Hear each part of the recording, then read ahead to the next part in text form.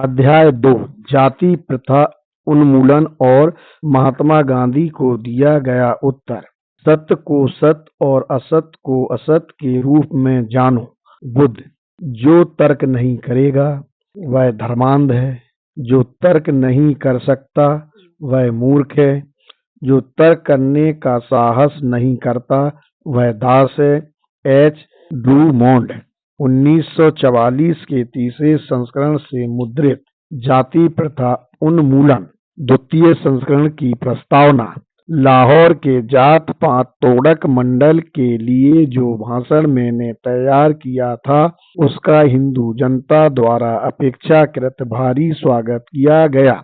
यह भाषण मैंने मुख्य रूप से इन्हीं लोगों के लिए तैयार किया था।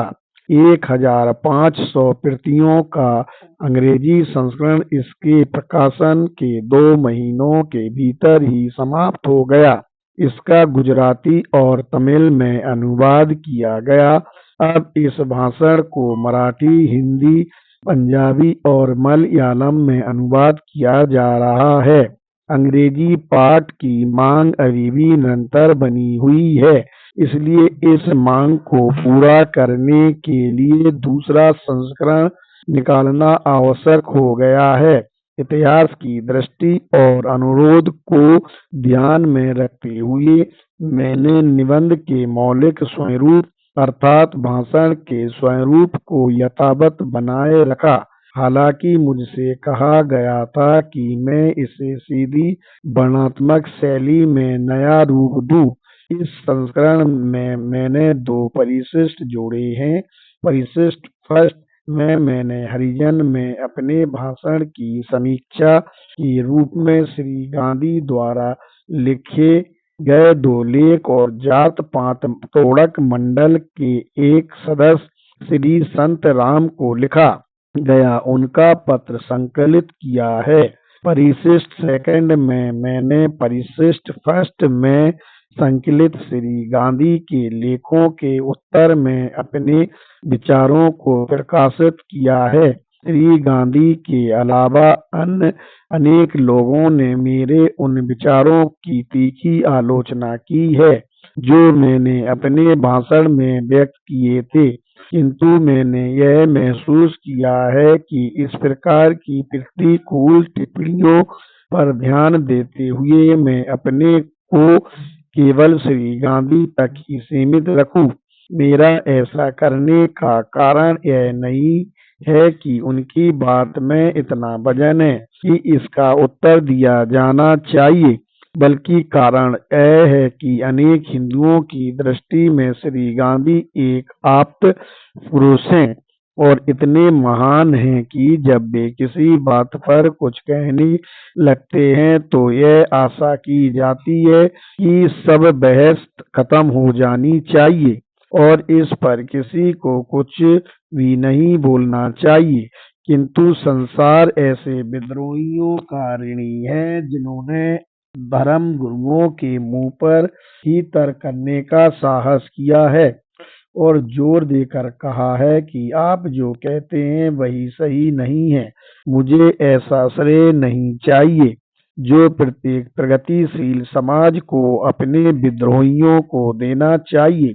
यदि मैं हिंदुओं को इस बात का एहसास करा दूं कि वे भारत के ऐसे व्यक्ति हैं जिनमें दोष व्याप्त है और उनके दोषों से अन्य भारतीयों की खुशहाली और प्रगति को खतरा उत्पन्न हो रहा है, तो मुझे संतोष होगा। भीमराव अंबेडकर तीसरे संस्करण की प्रस्तावना। इस निबंध का दूसरा संस्करण 1937 में प्रकाशित हुआ था और बहुत थोड़े ही समय में वह बिक गया। काफी समय से इसके नए संस्करण की मांग आ रही थी।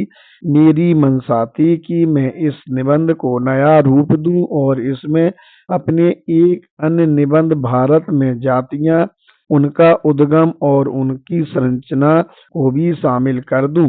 मेरा यह निबंध इंडियन एंटीक्वेरी जनरल के मई 1917 के अंक में प्रकाशित हुआ था, किंतु मुझे समय नहीं मिल सका और ऐसा करने की संभावना भी बहुत कम है, और चूंकि जनता भी लगातार इसकी मांग कर रही है, इसलिए प्रस्तुत संस्करण को इसके दूसरे संस्करण के मात्र पुनर्मुद्रण के रूप में ही प्रकाशित करके ही मुझे संतोष है। मुझे इस बात की प्रसन्नता है कि यह निबंध इतना अधिक लोकप्रिय रहा।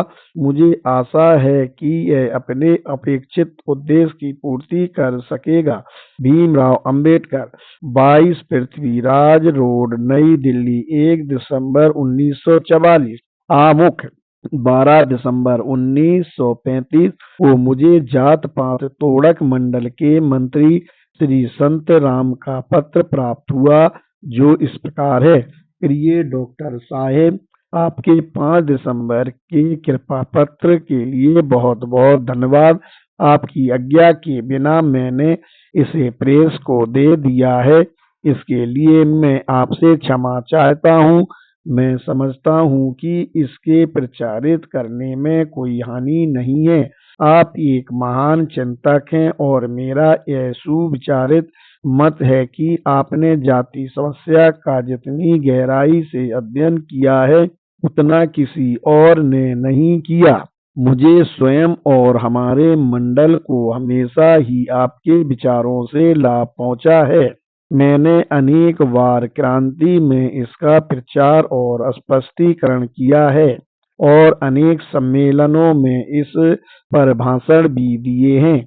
मैं आपके इस नए सूत्र अर्थात जिन आर्थिक विश्वासों पर जाति प्रथा की नींव खड़ी है, उनके अस्तित्व की समाप्ति के बिना जात पात को तोड़ना संभव नहीं होगा की व्याख्या को पढ़ने का बहुत उत्सुक हूँ। कृपया अपनी सुविधानुसार यथाशीघ्र विस्तार से इसकी व्याख्या करें, ताकि हम इस विचार का प्रेस और मंचों से समर्थन कर सकें।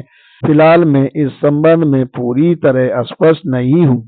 हमारी प्रबंध कारिणी समिति का आग्रह है कि आप हमारे वार्षिक सम्मेलन का अध्यक्ष बनना स्वीकार करें। हम आपकी सुविधानुसार इस सम्मेलन की तारीखों में परिवर्तन कर सकते हैं। पंजाब के स्वतंत्र विचारों वाले हरिजनों की आपसे मिलने और अपनी योजनाओं पर आपसे विचार विमर्श करने की बड़ी इच्छा है। अतः आप यदि लाहौर आकर सम्मेलन की अध्यक्षता करने की कृपा करें तो 2 काम हो जाएंगे। हम सभी विचारधाराओं के हरिजन नेताओं को आमंत्रित करेंगे और इससे आपको उन्हें अपने विचारों से अवगत कराने का अवसर मिल सकेगा।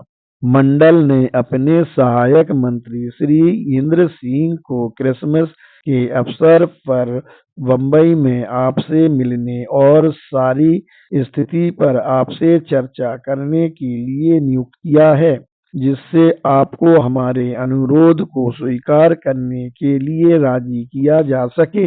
मुझे बताया गया था कि जात पात तोड़क मंडल सवर्ण हिंदू समाज सुधारकों का एक संगठन है, जिसका एकमात्र उद्देश्य हिंदुओं में जाति प्रथा का उन्मूलन करना है। सैद्धांतिक रूप से मैं ऐसे किसी आंदोलन में भाग लेना पसंद नहीं करता जो सवर्ण हिंदुओं द्वारा चलाया गया हो। सामाजिक सुधार के प्रति उनका रवैया मुझसे इतना भिन्न है कि मेरे लिए उनके साथ काम करना कठिन है। वास्तव में मेरे और उनके विचारों में विभिन्नताओं के कारण मुझे उनके साथ काम करना अनुकूल नहीं लगता। इसलिए जब मंडल ने पहली बार मुझसे अध्यक्षता करने का अनुरोध किया था तो मैंने उसे अस्वीकार कर दिया था।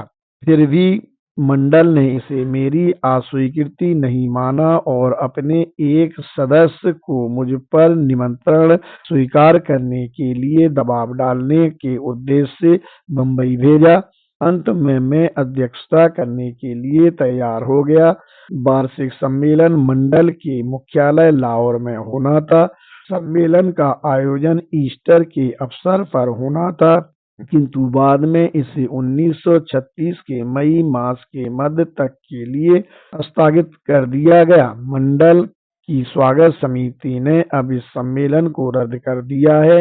इस सम्मेलन के रद्द होने की सूचना मेरे अध्यक्षीय भाषण के छप जाने के बहुत बाद में आई। इस भाषण की प्रतियां अब मेरे पास पड़ी हैं।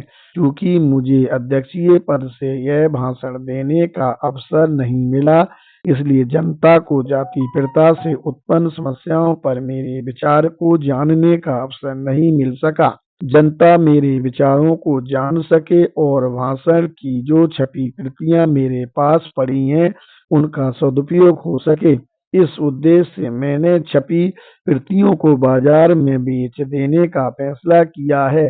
संलग्न पृष्ठों में उसी भाषण का मूल पाठ है। जनता को यह जानने की जिज्ञासा होगी कि किन कारणों से सम्मेलन के अध्यक्ष के रूप में मेरी नियुक्ति को रद्द किया गया।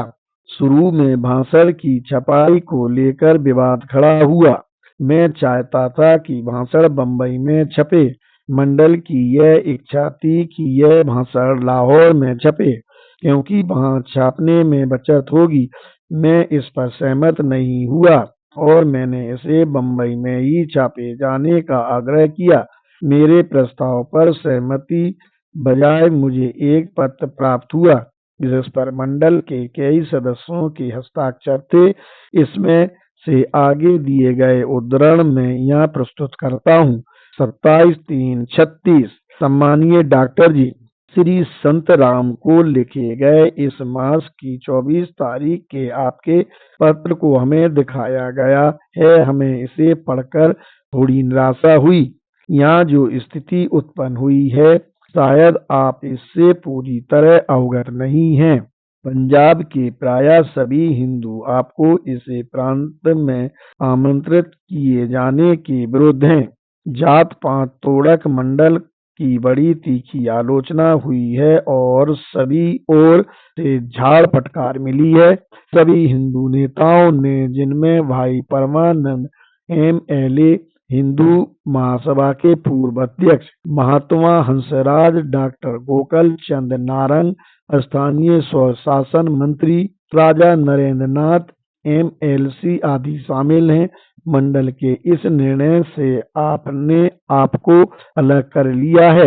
इस सब के बावजूद जात पात तोड़क मंडल, जिसके प्रमुख नेता श्री संतराम हैं, के सभी सदस्य किसी भी स्थिति में एकजुट रहकर चलने के लिए दृढ़ प्रतिज्ञ हैं और अध्यक्ष पद पर आपकी नियुक्ति के विचार को नहीं छोड़ेंगे।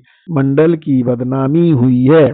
इन परिस्थितियों में आपका कर्तव्य हो जाता है कि आप मंडल के साथ सहयोग करें।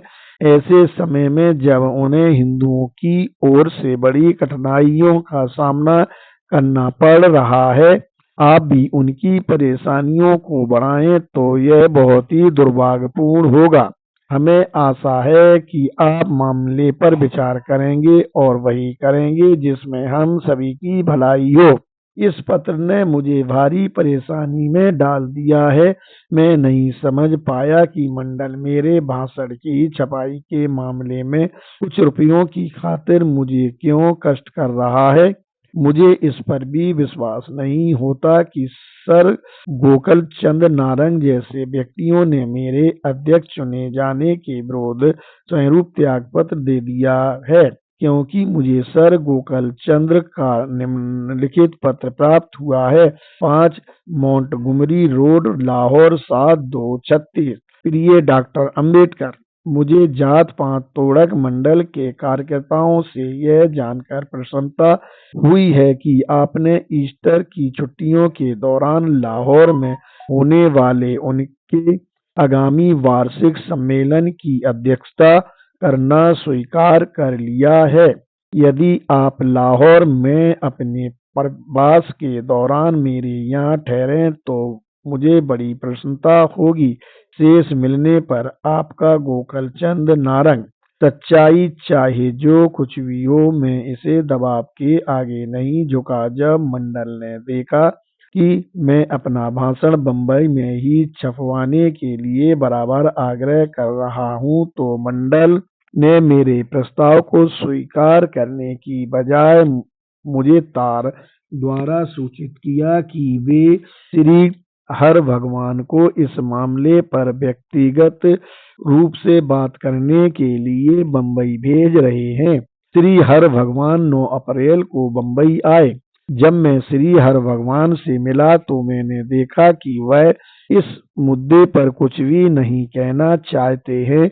वास्तव में उन्हें भाषण की छपाई से कोई लेना देना नहीं था, चाहे वह बम्बई में छपे या लाहौर में, और इसलिए विचार विमर्श के दौरान इस बात का कोई उल्लेख भी नहीं किया। हाँ, वह यह जानने के लिए उत्सुक थे कि भाषण की विषय वस्तु क्या है। इससे मुझे विश्वास हो गया कि भाषण के लाहौर में छपवाने से मंडल का उद्देश्य धन बचाना नहीं, अपितु भाषण की विषय वस्तु को जानना था। मैंने उन्हें भाषण की एक प्रति दे दी। वह भाषण के कुछ अंशों को देखकर प्रसन्न नहीं हुए। उन्होंने लाहौर पहुंचकर मुझे जो पत्र लिखा वह इस प्रकार है। लाहौर, 14 अप्रैल 1936।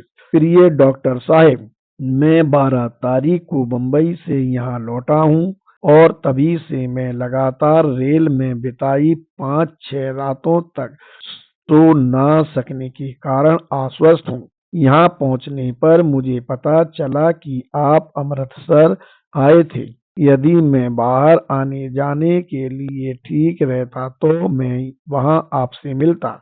मैंने आपका भाषण अनुवाद के लिए श्री संत राम को दे दिया है।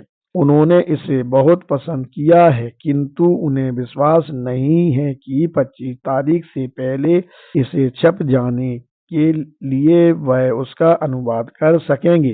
कुछ भी हो, इसका व्यापक प्रचार होगा और हमें विश्वास है कि यह सोए हुए हिंदुओं को जगाएगा। बम्बई में जिस लेखांश की ओर मैंने संकेत किया था उसे हमारे कुछ मित्रों ने पढ़ा। इस पर उनकी कुछ शंकाएं हैं और हममें से जो लोग बिना किसी अप्रिय घटना के सम्मेलन को समाप्त करना चाहते हैं, उनकी इच्छा है कि कम से कम वेद शब्द को फिलहाल छोड़ दिया जाए। इसका निर्णय मैं आप पर छोड़ता हूँ। फिर भी मुझे आशा है कि आप अपने अंतिम पैरे में इस बात को स्पष्ट करेंगे कि भाषण में व्याप्त विचार आपके अपने हैं और मंडल उनके लिए जिम्मेदार नहीं है। मुझे आशा है कि मेरी इस बात का आप अन्यथा ना लेंगे और हमें भाषण की 1000 प्रतियां उपलब्ध करा देंगे। हम अवश्य इनकी कीमत आपको चुका देंगे।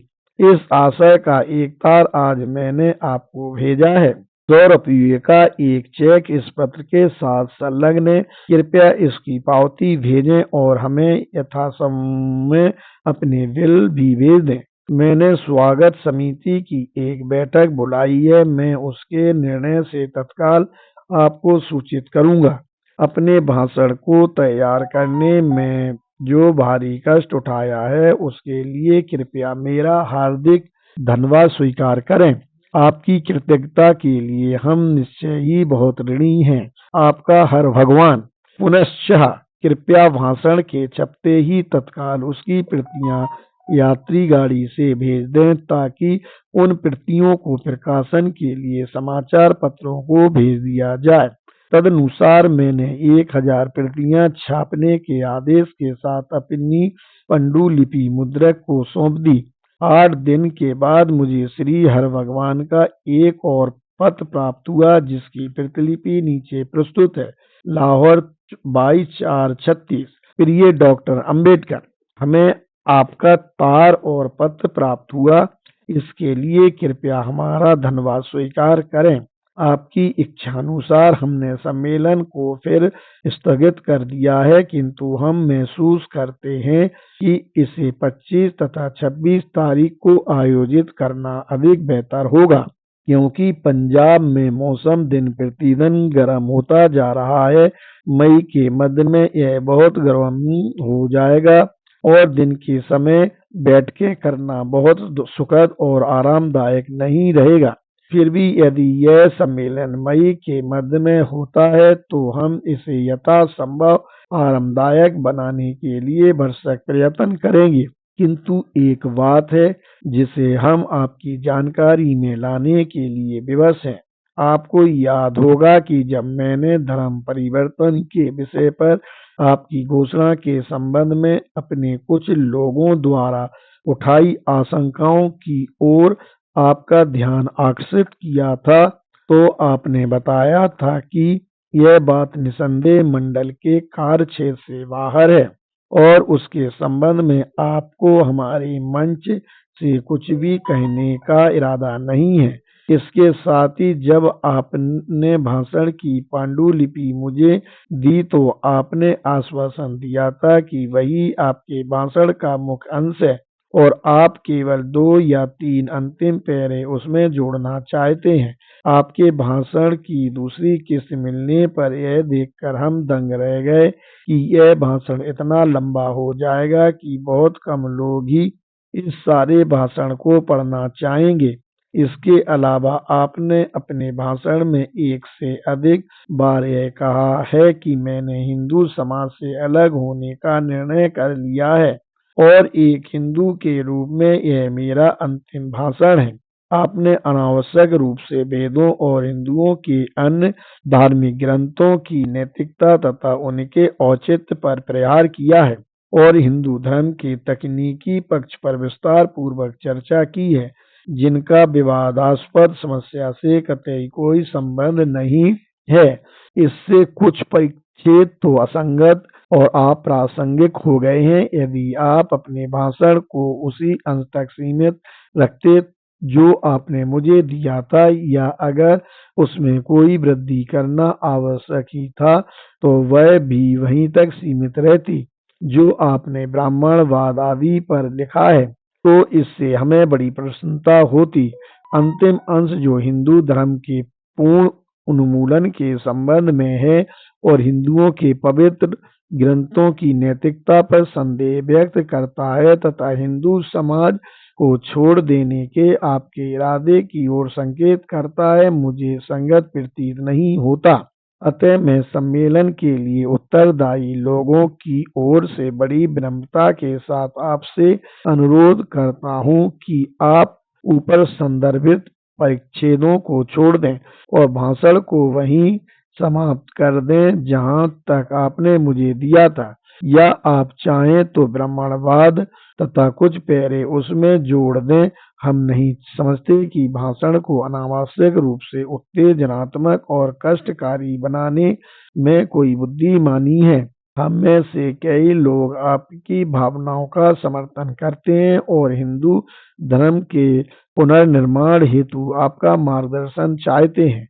यदि आप अपने विचारों के लोगों को आपस में मिलाने का निर्णय करते तो बड़ी संख्या में लोग आपके सुधारवादी कार्यकर्ताओं में शामिल हो जाते।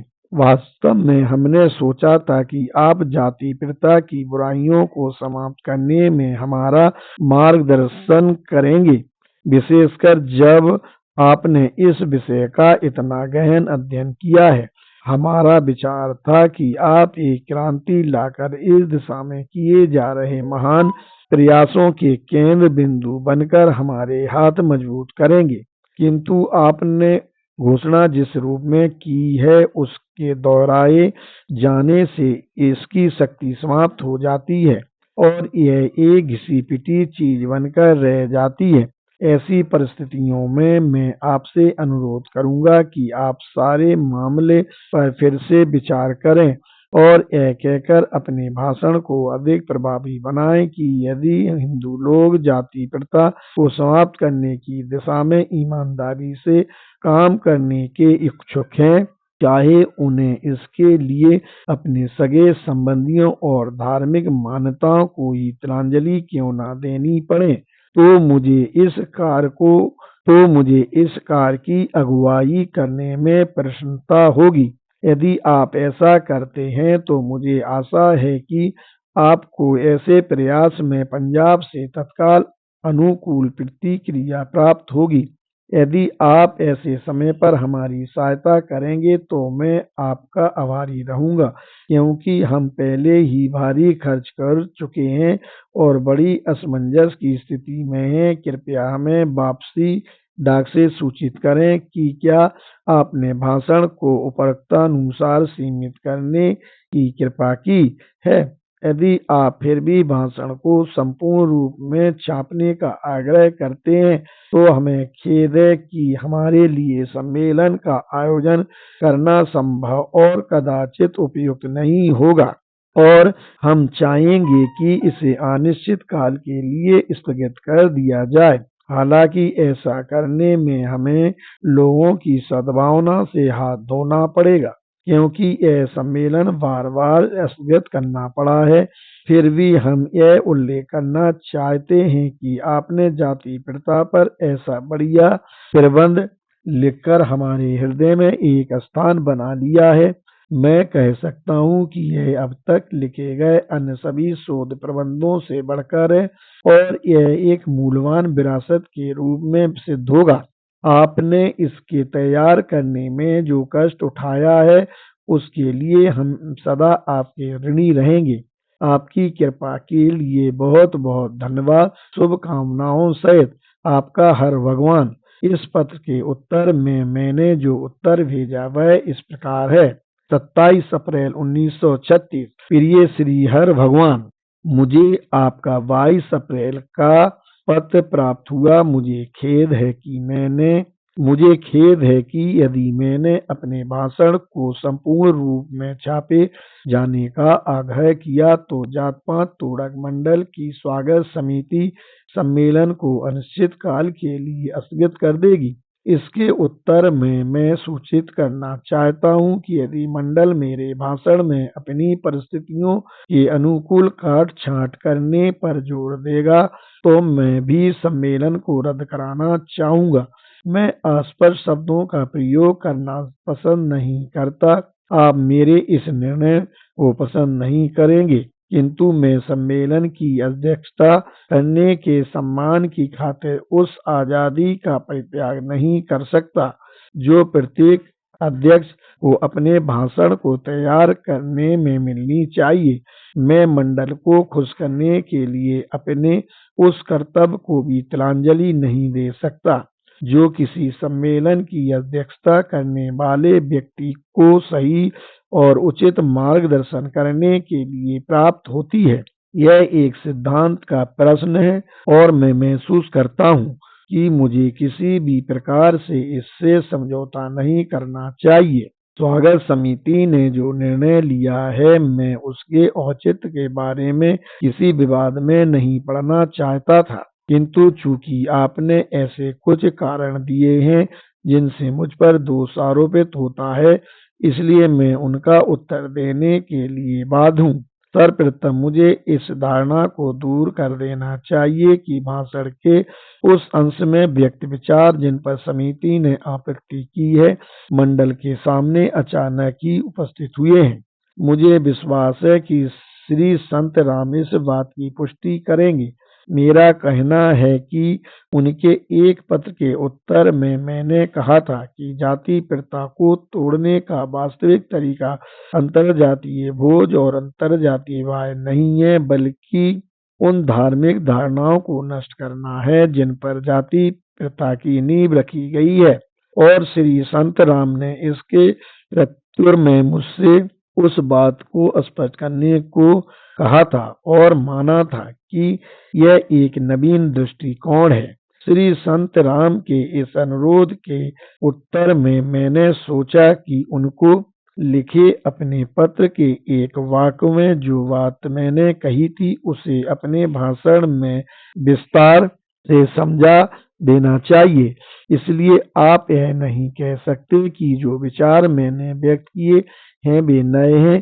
किसी प्रकार से ये विचार श्री संतनाम जो आपके मंडल की जान और उसके प्रमुख मार्गदर्शक हैं के लिए नए नहीं हैं, परंतु मैं इससे भी आगे यह कहता हूँ कि मैंने अपने भाषण का यह अंश केवल इसलिए नहीं लिखा है कि मैंने ऐसा करना वांछनीय समझा है, बल्कि इसलिए लिखा है कि तर्क को पूरा करने के लिए ऐसा करना नितांत आवश्यक है। मुझे यह पढ़कर आश्चर्य हुआ कि भाषण के जिस अंश पर आपकी समिति को आपत्ति है उसे आप असंगत और अप्रासंगिक बताते हैं। मैं बताना चाहता हूं कि मैं एक वकील हूं और प्रासंगिकता के नियमों को उतनी अच्छी तरह जानता हूं जितना आपकी समिति का कोई सदस्य जानता है।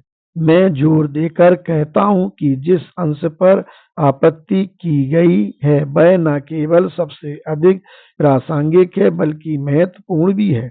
भाषण के उसी अंश में मैंने जाति प्रथा को नष्ट करने के सर्वोत्तम उपायों का विवेचन किया है। यह हो सकता है कि मैं जाति प्रथा को नष्ट करने के सर्वोत्तम उपाय के रूप में जिस निष्कर्ष पर पहुंचा हूं वह चौंकाने वाला और कष्टकारी हो।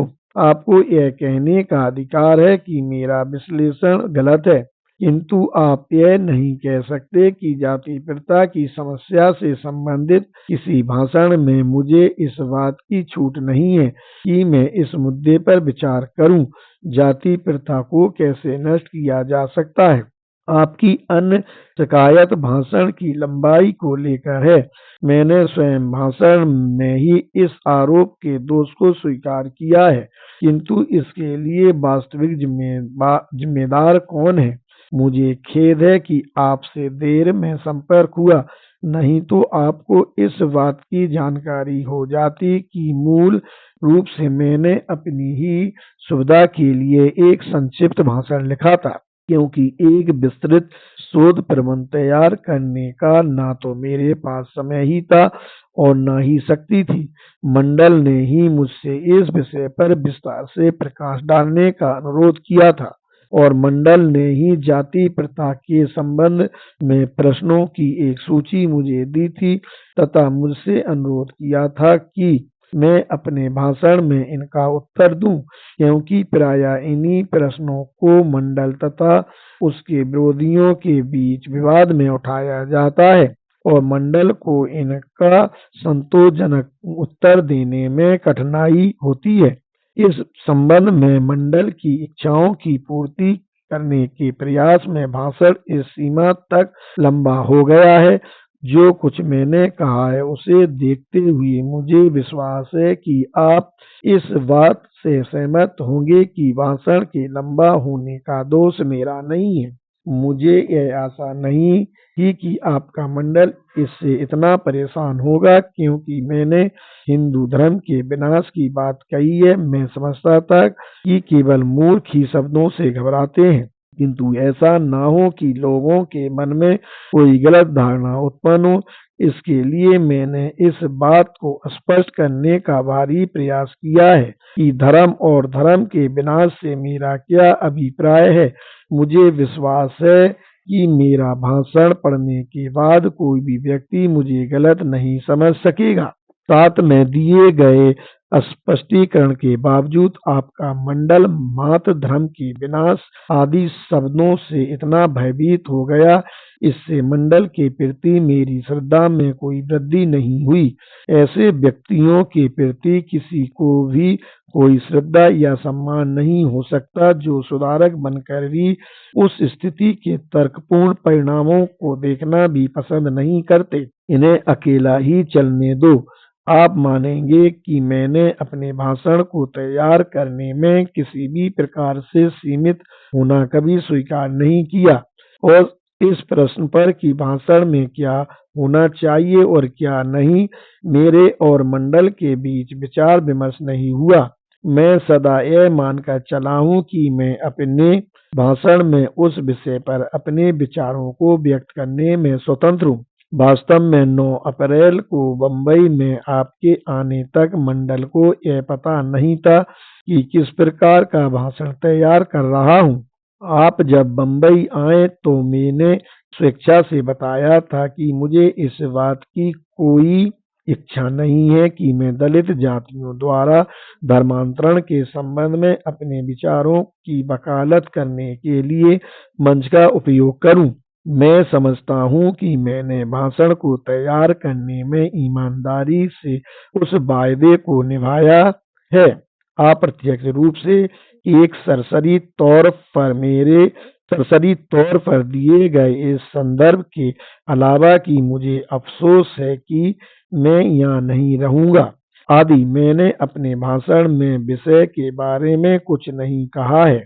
जब मैं यह देखता हूँ कि आपको इस प्रकार के सरसरी और इतने अप्रत्यक्ष संदर्भ पर भी आपत्ति है, तो मैं यह प्रश्न पूछने के लिए बाध्य हूँ, क्या आपने यह सोचा है कि मैं आपके सम्मेलन की अध्यक्षता करने की खातिर दलित वर्गों द्वारा धर्म परिवर्तन संबंधी अपने विचारों को छोड़ने या असलियत रखने के लिए सहमत हो जाऊंगा? यदि आपने ऐसा सोचा है तो मैं आपसे कहूँगा कि यह आपकी भूल है और इसके लिए मैं किसी भी प्रकार से जिम्मेदार नहीं हूँ।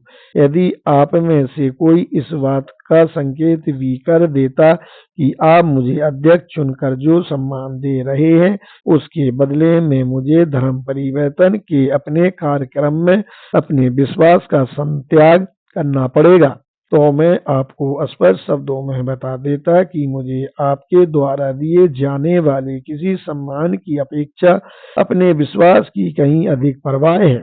आपके 14 तारीख के पत्र के बाद आपका यह पत्र मेरे लिए एक आश्चर्य है। मुझे विश्वास है कि जो कोई भी इन्हें पढ़ेगा ऐसा ही महसूस करेगा। स्वागत समिति द्वारा इस प्रकार के अचानक अपने रुख में परिवर्तन करने के लिए मैं उत्तरदायी नहीं हो सकता। जब 14 तारीख को आपने पत्र लिखा था, तो उस समय समिति के सामने जो कच्चा प्रारूप था, उसमें और अंतिम प्रारूप जिस पर आपने अपने पत्र में स्वागत समिति का निर्णय सूचित किया था, के सार रूप में कोई अंतर नहीं है। आप अंतिम प्रारूप में एक भी ऐसा नया विचार नहीं बता सकते जो पहले वाले प्रारूप में ना हो। वे ही समान विचार हैं कि अंतर केवल यह है कि उन्हें अंतिम प्रारूप में अधिक विस्तार के साथ रखा गया है। यदि भाषण में कोई आपत्तिजनक बात थी तो आप उसे 14 तारीख को बता सकते थे, किंतु आपने ऐसा नहीं किया। उल्टा आपने मुझसे 1000 प्रतियां छपवाने के लिए कहा और यह बात मुझ पर छोड़ दी कि मैं आपके द्वारा सुझाए गए मौलिक परिवर्तनों को स्वीकार करूं या ना करूं। तदनुसार मैंने 1000 प्रतियां छपवा ली, जो अब मेरे पास पड़ी हैं। 8 दिन बाद आप यह बताने के लिए लिखते हैं कि आपका भाषण पर ऐतराज है और यदि उसमें संशोधन नहीं किया गया तो सम्मेलन रद्द कर दिया जाएगा। आपको ज्ञात होना चाहिए ताकि भाषण में परिवर्तन की कोई आशा नहीं है। जब आप बंबई में थे तो मैंने आपको बताया था कि मैं उसमें एक विराम का भी परिवर्तन नहीं करूंगा और अपने भाषण को किसी भी तरह सेंसर किए जाने की अनुमति नहीं दूंगा। आपको मेरे भाषण को जैसा वह मेरे पास से आएगा वैसा ही स्वीकार करना होगा। मैंने आपको यह भी कहा था कि भाषण में व्यक्त विचारों की जिम्मेदारी पूर्णतः मेरी होगी और यदि सम्मेलन उन्हें पसंद नहीं करेगा और उनकी निंदा करने का प्रस्ताव पास करेगा, कोई हर्ज ना होगा। मैं आपके मंडल को अपने विचारों की जिम्मेदारी के भार से मुक्त करने और साथ ही अपने आप को सम्मेलन के साथ अधिक न उलझाने के लिए इतना आतुर था कि मैंने आपको सुझाव दिया था कि मेरी इच्छा है कि मेरे भाषण को अध्यक्षीय भाषण के रूप में नहीं बल्कि उद्घाटन भाषण के रूप में माना जाए और मंडल की अध्यक्षता के लिए किसी और व्यक्ति की तलाश कर लें तथा प्रस्तावों से निपट लें।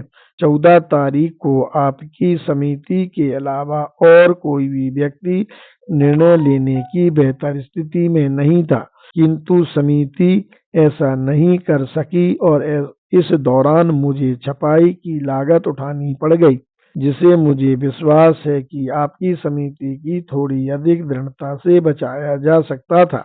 मेरा विश्वास है कि मेरे भाषण में जो विचार व्यक्त किए गए हैं उनका आपकी समिति से कोई लेना देना नहीं है। अनेक कारणों से मुझे विश्वास करना पड़ रहा है कि अमृतसर में आयोजित सिख प्रचार कांग्रेस ने मेरी मौजूदगी स्वागत समिति द्वारा किए गए निर्णय का एक बड़ा कारण थी। समिति ने 14 और 22 अप्रैल के बीच अपने रुख में जो अचानक परिवर्तन किया उसका और कोई संतोषजनक स्पष्टीकरण नहीं हो सकता। फिर भी मैं अब इस विवाद को अधिक लंबा नहीं खींचना चाहता और आपसे अनुरोध करता हूं कि आप तत्काल घोषणा कर दें कि मेरी अध्यक्षता में होने वाले सम्मेलन का अधिवेशन रद्द हो गया है। अब सारी गर्मा समाप्त हो चुकी है और यदि आपकी समिति मेरे भाषण को इसके वर्तमान संपूर्ण रूप में स्वीकार करने के लिए सहमत भी हो जाए तब भी मैं इसकी अध्यक्षता नहीं करूंगा। भाषण तैयार करने में उठाए गए मेरे कष्टों के लिए आपने जो सराहना की है उसके लिए मैं धन्यवाद देता हूं। अगर किसी को नहीं तो मुझे इस श्रम से निश्चय ही लाभ मिला है। मुझे खेद केवल इसलिए नहीं है कि मुझे ऐसे समय पर इतना कठोर परिश्रम करना पड़ा जिसे मेरा स्वास्थ्य सहन नहीं कर सकता था।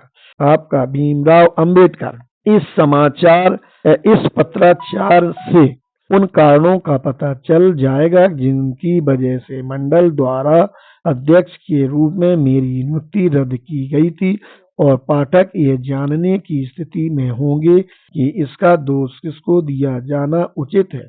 मैं समझता हूं कि यह पहला अवसर है जबकि स्वागत समिति द्वारा किसी अध्यक्ष की नियुक्ति को इसलिए रद्द किया गया है क्योंकि वह अध्यक्ष के विचारों का अनुमोदन नहीं करती। चाहे ऐसा हो या ना हो किंतु निश्चय ही मेरे जीवन में यह पहला अवसर है जबकि सवर्ण हिंदुओं के किसी सम्मेलन की अध्यक्षता करने के लिए मुझे आमंत्रित किया गया था। मुझे अफसोस है कि एक त्रासदी में इसका अंत हुआ किंतु ऐसे कठोर संबंधों से कोई भी क्या आशा कर सकता है जहां सवर्ण हिंदुओं के सुधारवादी और अछूतों के आत्मसम्मानी वर्ग के बीच संबंध इतने कठोर हों कि सवर्ण हिंदुओं को अपने कट्टरपंथी साथियों से अलग होने की इच्छा न हो और आत्मसम्मानी अछूत वर्ग के पास सुधारों पर जोर देने के अलावा कोई विकल्प न हो। राजगृह दादर मुंबई 15 मई 1936। भीमराव अंबेडकर। जाति प्रथा उन्मूलन। लाहौर जात पात तोड़क मंडल 1936 के वार्षिक सम्मेलन के लिए डॉक्टर भीमराव अंबेडकर द्वारा तैयार किया गया भाषण। यह भाषण स्वागत समिति द्वारा सम्मेलन को इस आधार पर रद्द कर दिए जाने के परिणाम स्वरूप नहीं पढ़ा जा सका कि भाषण में व्यक्त विचार सम्मेलन के लिए आसनीय होंगे। मित्रों, मुझे जात पात तोड़क मंडल के सदस्यों की स्थिति पर निश्चय ही खेद है जिन्होंने इस सम्मेलन की अध्यक्षता करने के लिए मुझे आमंत्रित करने की महती कृपा की है। मुझे यकीन है कि अध्यक्ष के रूप में मेरा चुनाव करने पर उनसे अनेक प्रश्न पूछे जाएंगे। मंडल को इस बात को स्पष्ट करने के लिए कहा जाएगा कि उसने लाहौर में हो रहे समारोह की अध्यक्षता करने के लिए बंबई से किसी व्यक्ति को क्यों बुलाया है। मुझे विश्वास है कि मंडल को इस समारोह की अध्यक्षता करने के लिए मुझसे कहीं अधिक योग्य व्यक्ति आसानी से मिल सकता था। मैंने हिंदुओं की आलोचना की है। मैंने महात्मा के प्रभुत्व पर संदेह प्रकट किया है जिन्हें वे श्रद्धा की दृष्टि से देखते हैं। वे मुझसे घृणा करते हैं। उनके लिए मैं उनके बाग में एक सांप के समान हूँ। इसमें संदेह नहीं कि राजनीतिक मनोवृत्ति के हिंदू इस मंडल से इस बात का स्पष्टीकरण मांगेंगे कि इस सम्मानजनक पद के लिए मुझे क्यों बुलाया गया है। यह एक बड़े साहस का काम है। अगर कुछ राजनीतिक हिंदू इसे अपमान समझते हैं तो मुझे इस पर कोई आश्चर्य नहीं होगा। इस पद पर मेरे चुनाव से निश्चय ही धार्मिक प्रवृत्ति के सामान्य हिंदुओं को प्रसन्नता नहीं होगी। मंडल से इस बात को स्पष्ट करने के लिए कहा जाएगा कि उसने अध्यक्ष के चुनने में शास्त्रीय निषेधादेश की अवज्ञा क्यों की है। शास्त्रों के अनुसार ब्राह्मण को ही तीनों वर्णों का गुरु नियुक्त किया जाता है। वर्णानाम ब्राह्मणो गुरुः, यही शास्त्रों का निर्देश है। इसलिए मंडल जानता है कि एक हिंदू को किससे शिक्षा लेनी चाहिए और किससे नहीं। शास्त्र किसी हिंदू को गुरु रूप में किसी भी ऐसे व्यक्ति को मात्र इसलिए कि वह ज्ञानी है स्वीकार करने की अनुमति नहीं देते। यह बात महाराष्ट्र के एक ब्राह्मण संत रामदास ने काफी स्पष्ट कर दी थी, जिनके बारे में कहा जाता है कि उन्होंने शिवाजी को हिंदू राज की स्थापना के लिए प्रेरित किया था। रामदास दशबोध नाम की अपनी मराठी काव्य रचना में, जो एक सामाजिक राजनीतिक धार्मिक प्रबंध है, हिंदुओं को संबोधित करते हुए पूछते हैं कि क्या हम किसी अंत्यज को इस कारण से अपना गुरु मान सकते हैं कि वह एक पंडित अर्थात विद्वान है। वह उत्तर देते हैं, नहीं। इन प्रश्नों का क्या उत्तर दिया जाए, इस मामले को मैं मंडल पर छोड़ देता हूँ। मंडल उन कारणों को बहुत अच्छी तरह जानता है कि क्यों उन्हें अध्यक्ष के लिए बंबई की यात्रा करनी पड़ी और ऐसे व्यक्ति को इसके लिए निर्धारित करना पड़ा जो हिंदुओं का इतना विरोधी हो तथा अपने स्तर को इतना नीचे गिराकर एक अंत्यज अर्थात अछूत को सवर्णों की सभा में भाषण देने के लिए आमंत्रित करना पड़ा। जहाँ तक मेरा प्रश्न है, मैं कहना चाहूँगा कि मैंने इस निमंत्रण को अपनी तथा अपने अनेक अछूत साथियों की इच्छा के विरुद्ध स्वीकार किया है।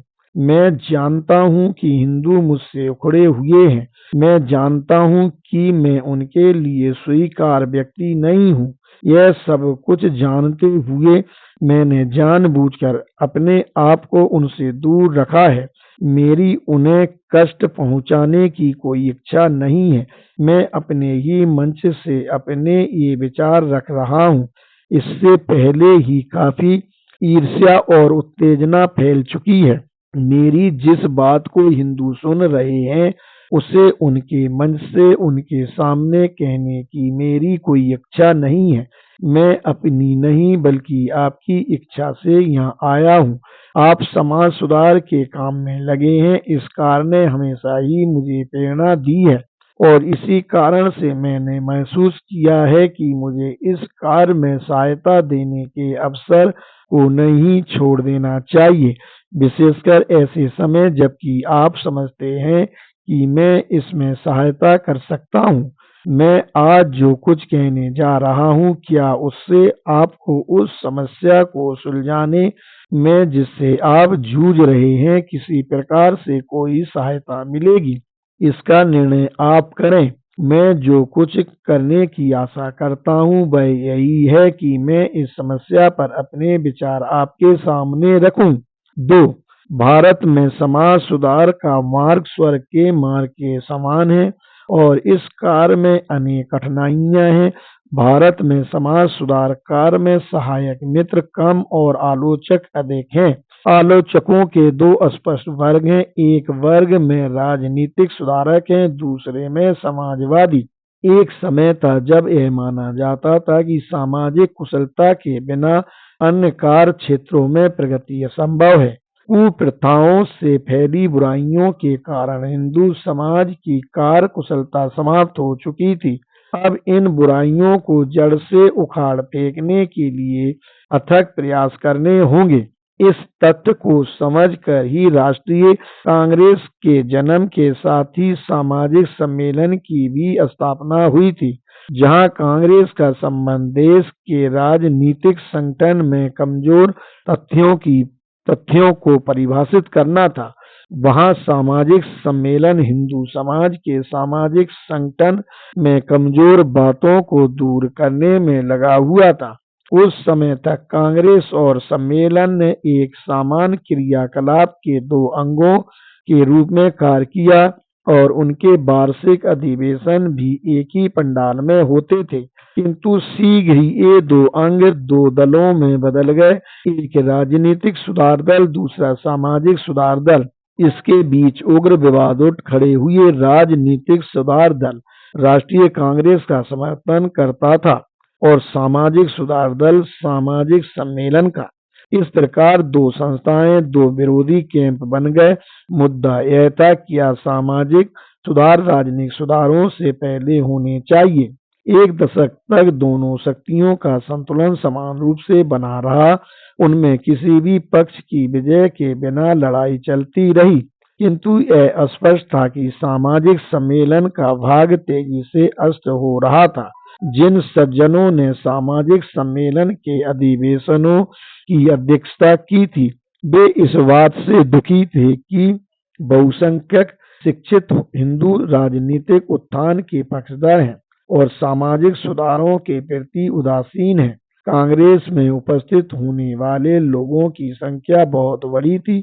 जो लोग उसमें उपस्थित नहीं हुए, उनकी सहानुभूति इसके साथ थी तथा उनकी संख्या और भी बड़ी थी।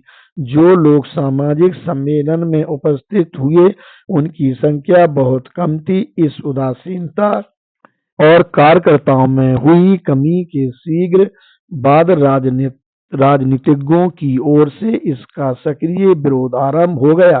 कांग्रेस ने शिष्टता के नाते सामाजिक सम्मेलन को अपने पंडाल का प्रयोग करने की जो अनुमति दे रखी थी, स्वर्गीय श्री तिलक के नेतृत्व में उसे वापस ले लिया गया और शत्रुता की भावना इतनी गहरी हो गई कि जब सामाजिक सम्मेलन ने अपना पंडाल खड़ा करने की इच्छा की तो इसके विरोधियों ने पंडाल को जला डालने की धमकी दी।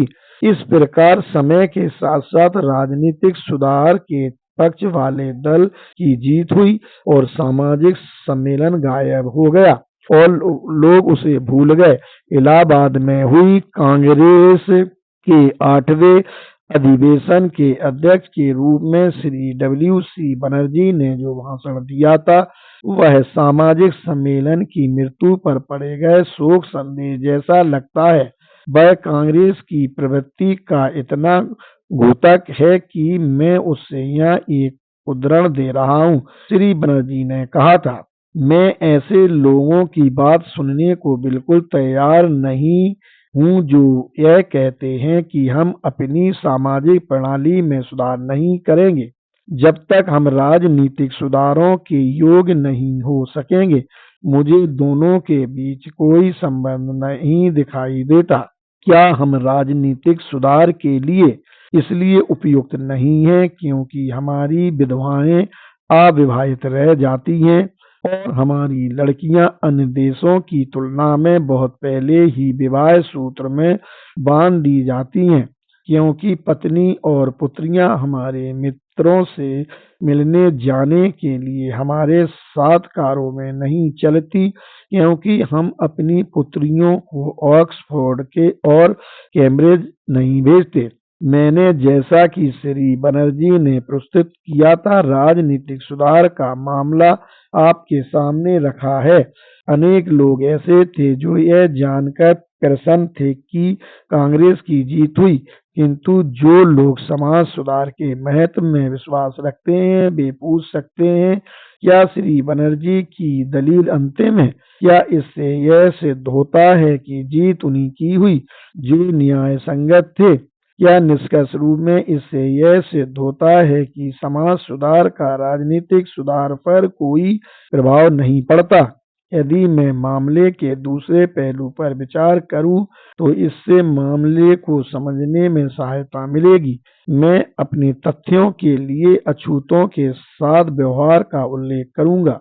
मराठा राज्य में पेशवाओं के शासन में यदि कोई हिंदू सड़क पर आ रहा होता था तो किसी अछूत को इसलिए उस सड़क पर चलने की अनुमति नहीं थी कि उसकी परछाई से वह हिंदू अपवित्र हो जाएगा। अछूत के लिए यह आवश्यक था कि वह अपनी कलाई या गर्दन में निशानी के तौर पर एक काला धागा बांधे, जिससे कि हिंदू गलती से उससे छूकर अपवित्र हो जाने से बच जाएं। पेशवाओं की राजधानी पूना में किसी भी अछूत के लिए अपनी कमर में झाड़ू बांधकर चलना आवश्यक था, जिससे कि उसके चलने से पीछे की धूल साफ होती रहे और ऐसा न हो कि कहीं उस रास्ते से चलने वाला कोई हिंदू उससे अपवित्र हो जाए। पूना में अछूतों के लिए यह आवश्यक था कि जहाँ कहीं भी वे जाएं, अपने थूकने के लिए मिट्टी का एक बर्तन अपनी गर्दन में लटका कर चले, क्योंकि ऐसा न हो कि कहीं जमीन पर पड़ने वाले उसके थूक से अनजाने में वहां से गुजरने वाला कोई हिंदू अपवित्र हो जाए। मैं हाल ही के कुछ और तथ्यों का भी यहाँ उल्लेख करना चाहता हूँ। मध्य भारत की बलाई नाम की एक अछूत जाति पर हिंदुओं द्वारा किए जाने वाले अत्याचारों का जिक्र करना काफी होगा। 4 जनवरी 1928 के टाइम्स ऑफ इंडिया की एक रिपोर्ट आप देखें। टाइम्स ऑफ इंडिया के संवाददाता ने समाचार दिया है कि कनरिया, बिचौली, हापसी, बिचौली, मर्दाना गांवों तथा इंदौर जिले, इंदौर रियासत के 15 अन्य गांवों की ऊंची जाति के हिंदुओं ने अर्थात कालोटों, राजपूतों और ब्राह्मणों, जिनमें पटेल और पटवारी भी शामिल हैं, अपने अपने गांव के बलाइयों को सूचित किया है कि यदि वे उनमें रहना चाहते हैं तो उन्हें नियमों का अवश्य पालन करना होगा। का बलाई सुनहरी गोटेदार किनारी की पगड़ियां नहीं बांधेंगे। खा वे रंगीन या फैंसी किनारी की धोतियां नहीं पहनेंगे। गा वे किसी हिंदू की मृत्यु पर मृतक के संबंधियों को चाहे वे कितनी भी दूर क्यों ना रहते हो मरने की सूचना देंगे। घा सभी हिंदुओं के विवाहों में बलाई लोग बारात के आगे और विवाह के दौरान बाजा बजाएंगे। चा बलाई स्त्रियां सोने या चांदी के आभूषण नहीं पहनेंगी। वे फैंसी गाउन या जैकेट भी नहीं पहनेंगी। छा बलाई स्त्रियों को हिंदू स्त्रियों के प्रसव के सभी मामलों में देखभाल करनी होगी। वालई लोगों को बिना कोई पारिश्रमिक मांगे सेवा करनी होगी और हिंदू उन्हें जो कुछ खुश होकर देंगे लेना होगा। अगर वलाई लोग इन शर्तों का पालन करना स्वीकार नहीं करते हैं तो उन्हें गांव को छोड़ना होगा।